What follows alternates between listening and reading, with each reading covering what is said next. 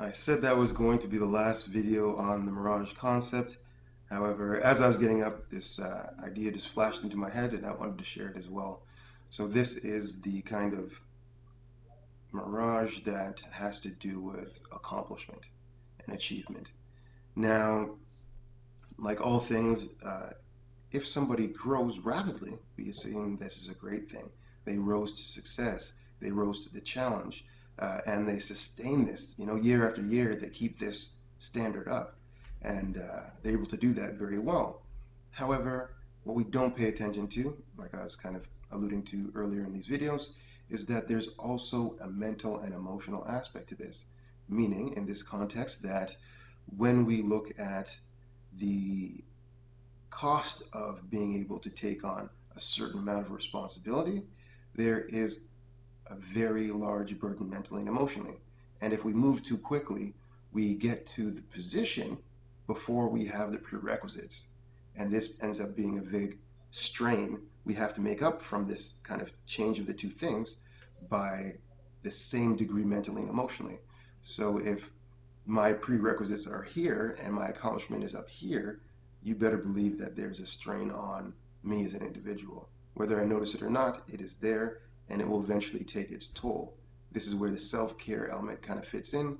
You realize where you're here and you realize that you're here and you realize that up here is great, but this is a lot more sustainable, although it doesn't have the same prestige that has a lifetime effect.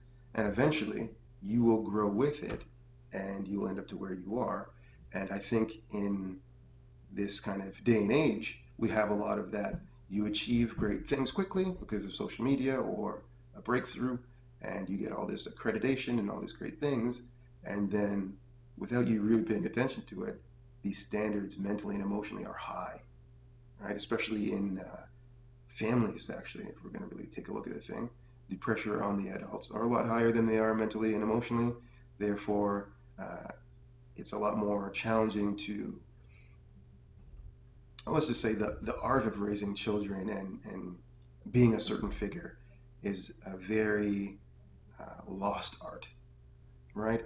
And this is part of the contribution to this is the fact that the demands of both people having to work don't allow the downtime needed for those things to be achieved.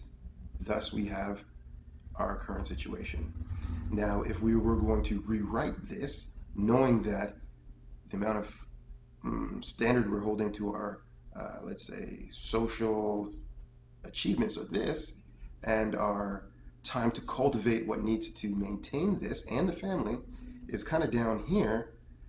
If we realize this, then we realize that we have to make a change. And that change would be taking this down, actually, which is kind of scary because for some reason this is important.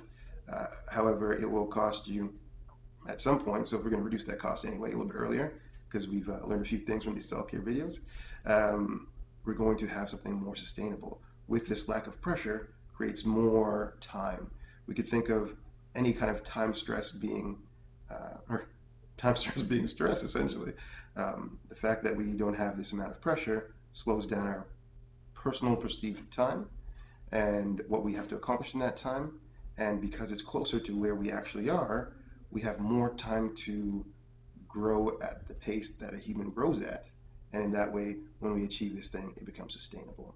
Now, because all things that are worth cultivating that are human achievements are always done slowly, which means that essentially we breathe life into our thing that we want to do because of the amount of time we take to do it.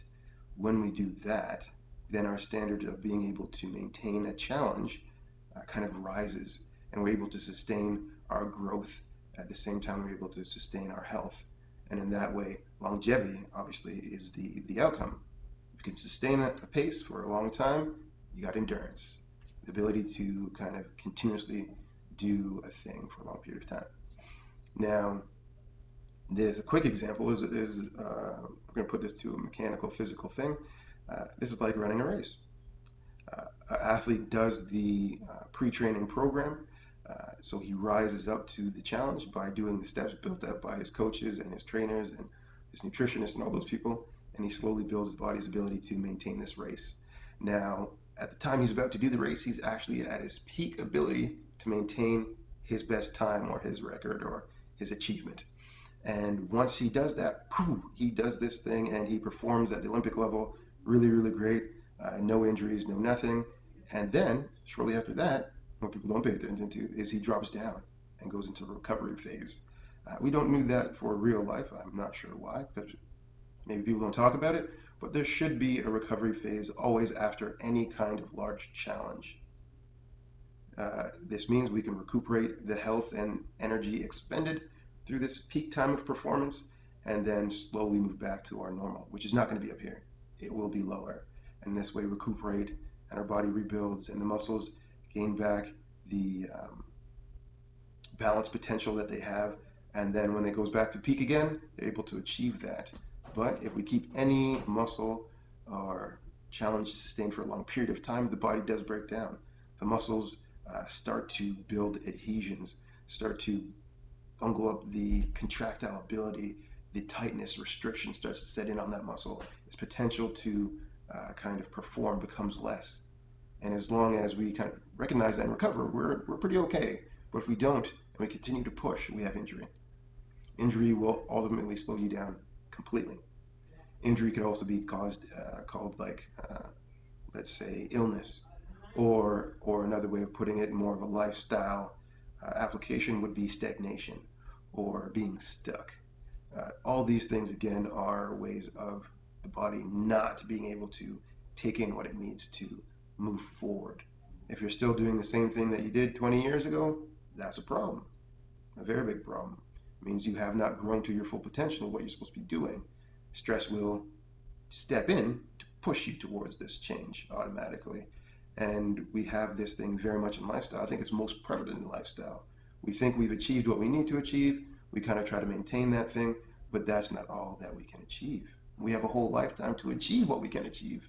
If we stop after college or university and we stay there, life is going to be boring, which is fine for some people. And you can maintain that. However, the body does not want to maintain it. Therefore, we can say it's going against the natural human environment of health. Hopefully that was insightful, shed a little bit more information on you. Again, that idea just popped into my head as I was kind of wrapping up my last video session. But hopefully it was good. All right. Have a great day, and hopefully you can see the insight and wisdom in things that are done slowly and things that we put our life energy towards. Have a good one.